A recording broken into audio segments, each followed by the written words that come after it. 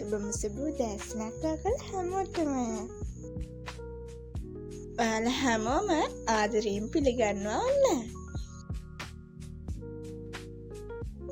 මම ජම්බු අච්චාරුවකුත් කාලා පොඩි වැඩක් පටන් ගන්න තමයි මේ යන්නේ.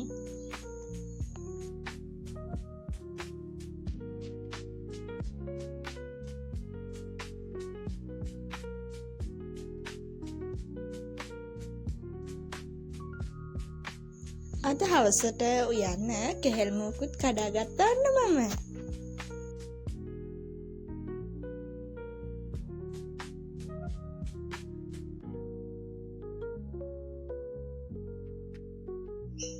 බට්ටු කරල් 4ක් වගේ තිබුණා.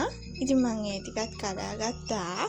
කඩාගෙන හවසට බැලුමක් හරි මොකක් හරි හදන්න පුළුවන් නේ. වම්බටු වල දැන් තමා හැදෙන කාලේ ඉස්සෙල්ලා නම් මල් හැලි තමා තිබුණේ. මේවා රිලවුන්ගෙන් ගිරවුන්ගෙන් තමා පරිස්සම් කරගන්න ඕන. මොකද රිලව් ආවහම මුකුත්ම තියන්නේ නෑනේ. පතෝල නම් ඔය එකක් තිබිලා කැඩුවා යාළුවනේ.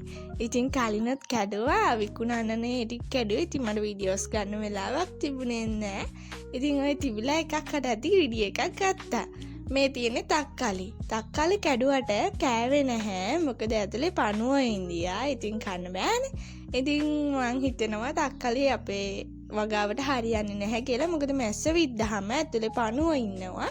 ඒ නිසා ඔය අද දවසේ මෙන්න මෙච්චරයි ගත්තේ. මේ අපේ නංගිගේ යාළුවෙක්ගෙන් ආපු ඕඩර් එකක්. ඉතින් ඒක හදන විදිහ ඕගොල්ලොත් එක්ක බෙදා ගන්න මට හිතුණා. ඉතින් ඒක කොහොමද හදන්නේ කියලා බලමුකෝ. රිබන් ෆ්ලවර් බොකේ නම් දැන් ගොඩාරියක් අය හදනවා. ඉතින් ඔයගොල්ලෝ දන්නවත් ඇති මේ මල් පෙත්ත හදන්නේ කොහොමද කියලා. ඉතින් මේ වගේ චූටි රිබන් කෑල්ලකින් තමයි මල් පෙති මං එක මලකට මල් පෙති 30 ගානේ. මෙතන මල් පෙති 90ක් තියෙනවා.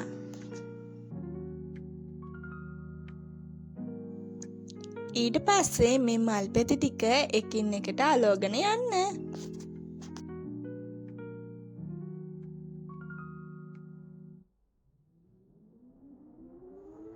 ඊට පස්සේ ඔන්න ඔය විදිහට හදාගෙන යන්න.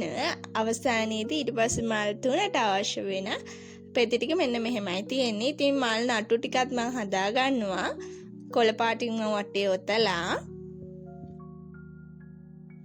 ඊට පස්සේ ඔන්න ඔය විදිහට අලෝගෙන යන්න තමයි තියෙන්නේ. ඊට පස්සේ අවසානයේ මෙන්න මේ වගේ ලස්සන මල් තුනක් ඕගොල්ලන්ට හදා ගන්න පුළුවන්. ඒ මල් තුන මැද්දට මම සුදු පාට මේ පොඩි පබළු වක් දා ගන්නවා. ඉතින් අවසානයේදී ඔන්න ඔය විදිහට තමා මල් බොකේ එක තියෙන්නේ. ඉතින් මම මේ දවස් ටිකේ කරේ ඔන්න වගේ පොඩි වැඩ තමා. ගෙවත්තේ වැඩ පොඩ්ඩක් අඩු වුණා. ඉතින් ඒකයි ඔයගොල්ලොත් එක්ක මේක ෂෙයා කරගන්න හිතුනේ. ඉතින් අද දවසට මම ගිහින් එන්න. නැවතත් ඔයගොල්ලෝ හම්බෙනකන් ඔයගොල්ලෝ පරිස්සමින් සතුටින් ආදරෙන් ඉන්න.